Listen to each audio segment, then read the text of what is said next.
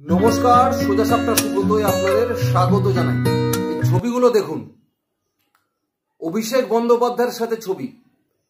এটা অনেক প্রথমকার ছবি, যখন অভিষেক বন্দ্যোপাধ্যায়ের চোখ অপারেশন হয়েছিল তারপরে। তৃণমূল ভবনের ছবি। তৃণমূল ভবনে অভিষেক বন্দ্যোপাধ্যায়ের কাছে ঢুকে গিয়ে তার সাথে একদম কানের সাথে মুখ লাগিয়ে কথা বলছে। আপনি আমি পারবো, সাধারণ মানুষ পারবে না।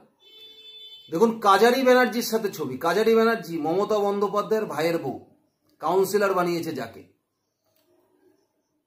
দেখুন, চন্দ্রিমা ভট্টাচার্যের সাথে ছবি।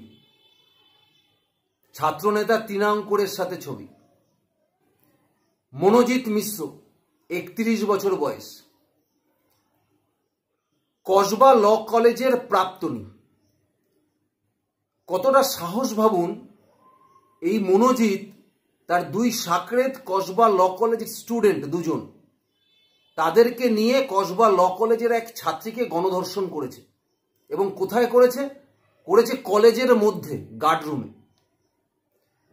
ঢুকে নিরাপত্তা রক্ষীকে বলেছে বেরিয়ে যেতে, নিরাপত্তা রক্ষী ভয়তে বেরিয়ে গেছে। আর কেন নিরাপত্তা রক্ষী ভয় পাবে না, দেখুন এই ছবিগুলো দেখলেই বোঝা যাচ্ছে যে কাদের সাথে এদের ওঠা বসা। ভাবুন, 31 বছর বয়স, কলেজে তার সাথে কি যোগাযোগ আছে? একদা কলেজে পড়তো। সে কলেজের দুই পড়ুয়া, জাহিব আহমেদ এবং প্রীতম মুখোপাধ্যায়, এই দুজনকে নিয়ে, একজনের বয়স 19 বছর, একজনের বয়স 20 বছর, নিয়ে একটি মেয়েকে, সেই কসবা ল কলেজের ছাত্রী, তাকে গণধর্ষণ করেছে। এই সাহসটা কোথা থেকে আসে? এই ছবিগুলো দেখে আপনারা বুঝতে পারছেন তো যে সাহস কোথা থেকে আসে। যারা তৃণমূল কংগ্রেসের ছাত্র পরিষদের সক্রিয় সদস্য, গার্ডরুমে ঢুকছে, নিরাপত্তা রক্ষীকে বলছে, নিরাপত্তা রক্ষী পালিয়ে গেছে। এটা যদি প্রথমবার হয় এটা কোনো ব্যাপার, এটা হবে না। তার মানে এর আগেও এই ঘটনা হয়েছে। নিরাপত্তা রক্ষী অভ্যস্ত, সে জানে যে এই জিনিস হয়। কারণ আর ওদের বিরুদ্ধে মুখ খোলা যাবে না, কারণ নিরাপত্তা রক্ষী যে চাকরিটা করছে সেটা তো কলেজের চাকরি, এই তৃণমূল কংগ্রেসের নেতাদের চাকরি তো না, ছাত্র পরিষদের নেতাদের চাকরি তো না। কিন্তু তারপরেও সে পালিয়ে যাচ্ছে, কারণ সে অভ্যস্ত, সে জানে যে এরা আসে, পালিয়ে যেতে হয়, আমাদের বললে আমাদের চলে যেতে হবে। আগে থেকেই সেই ইনস্ট্রাকশন এদের দেওয়া আছে নিরাপত্তা রক্ষী। তবে বাঙালি না বুঝবে না, এই বাঙালিগুলো ভাতা, অনুদান, ভিক্ষা নিয়েই শেষ। 1 বছর আগে আরজি করের ঘটনা ঘটেছে, তারপরে দাঁড়িয়ে পশ্চিমবঙ্গের মানুষ রাস্তায় নেমেছে। শিক্ষা হয়েছে বাঙালিদের? হয়নি। 11 বছরের ফুটফুটে মেয়ে মার সাথে স্নান করতে যাচ্ছে, জানে না কোনটা তৃণমূল, কোনটা সিপিএম, কোনটা বিজেপি। তৃণমূল জিতেছে, সেই বিজয় উল্লাসে বোমটা মারলো, কোথায় পড়লো দেখার দরকার নেই, বাচ্চাটার গায়ে পড়লো, 11 বছরের বাচ্চাটা প্রাণ হারালো। শিক্ষা হয়েছে বাঙালি? হয়নি। আজকে ভাবুন তো, এই মেয়েটার জায়গায় আপনি আপনার বাড়ির মেয়েটাকে, যে মধ্যবিত্ত ঘরের পরিবারের মা বাবারা কত কষ্ট করে তাদের ছেলে মেয়েকে উচ্চশিক্ষায় পড়ানোর জন্য কলেজে পাঠায়, স্কুল পাওয়া শেষ করার পর যখন তারা কলেজে যায়, আস্তে আস্তে তাদেরকে ছাড়তে শুরু করে। আজকে এই ঘটনা যদি আপনার বাড়ির মেয়ের সাথে ঘটতো, যে আপনি যে দলটাকে ভোট দেন, যে দলটা আপনার সুরক্ষার দায়িত্ব নিয়ে সরকারে ক্ষমতায় এসেছে, সেই দলের নেতা, ছাত্র পরিষদের নেতা, আপনার বাড়ির মেয়েটাকে তার কলেজের রুমে বসে গণধর্ষণ করছে, পারতেন মেনে নিতে? এরপরে আপনাদের লজ্জা হবে না যে কোন দলটা আপনারা ভোট দেন? কিভাবে আপনারা মমতা বন্দ্যোপাধ্যায় জিন্দাবাদ, অভিষেক বন্দ্যোপাধ্যায় জিন্দাবাদ বলেন? কসবা থানায় যে অভিযোগ দায়ের করেছে, সেই অভিযোগের ভিত্তিতে মেয়েটি যা লিখেছে তা শুনলে আপনি চক্ষু চড়ক গাছ হয়ে যাবেন। তাকে শুধু ধর্ষণই করা হয়নি, তাকে হকি স্টিক দিয়ে মারা হয়েছে এবং সেই ভিডিও করে রাখা হয়েছে ধর্ষণে। বলেছে বাইরে বেরিয়ে অভিযোগ করলে এই ভিডিও ছড়িয়ে দেওয়া হবে। এবং বলেছে যে তৃণমূল ছাত্র পরিষদের বা তৃণমূলের পদ পেতে গেলে আনুগত্য দেখাতে হবে। আনুগত্য মানে শরীর দিয়ে আনুগত্য দেখাতে হবে?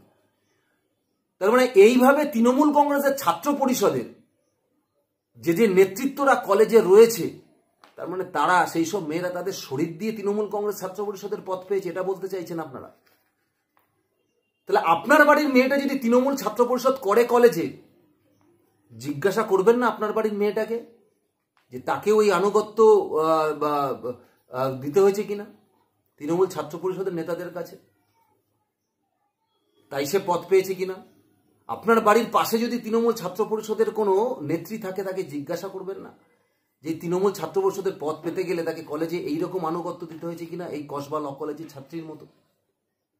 প্রশ্ন করবেন না আপনারা? কোন পশ্চিমবঙ্গে বাস করছেন?